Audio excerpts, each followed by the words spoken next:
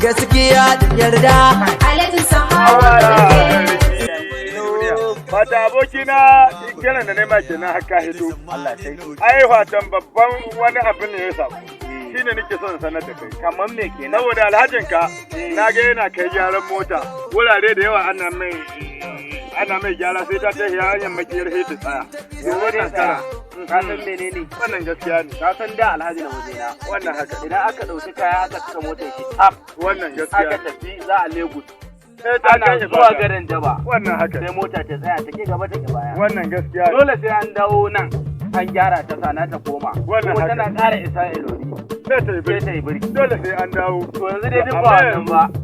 Ina gaya ma yanzu mota a yini sai mi zare 5. Zare 5. Sai mu je Lagos so 5. Ni da Alhaji banza mai gyaran mota na hango ma. To ni kuma wajen Alhaji Sammani na hango. A to shikenan.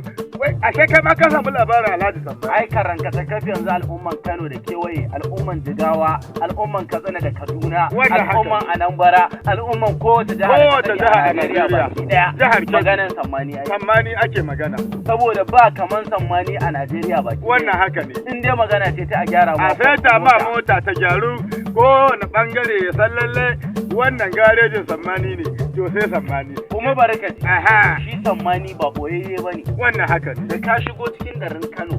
Yawwa. Kai kana zuwa Kwakwaci. Kwakwati. Wannan haka ne. Kai ko yaro ka tambaya ka ce ina ne wajen Sammani. Za a kai ka. Za a ce ma ga wannan gaskiya ne. Saboda mutum ne masoyin Annabi Muhammad sallallahu alaihi wasallam. Ya rike uwa, ya rike uba, sannan ya rike shugaba ce. Wannan haka ne. Kaga ko ba ta yanda za a yi. Ai Sammani yayi zarra wallahi. Amana gaskiya da yarda. Alhaji Sammani doke. Gabanin idan ka zo, sausan babu kariya. Alhaji Sammani no case.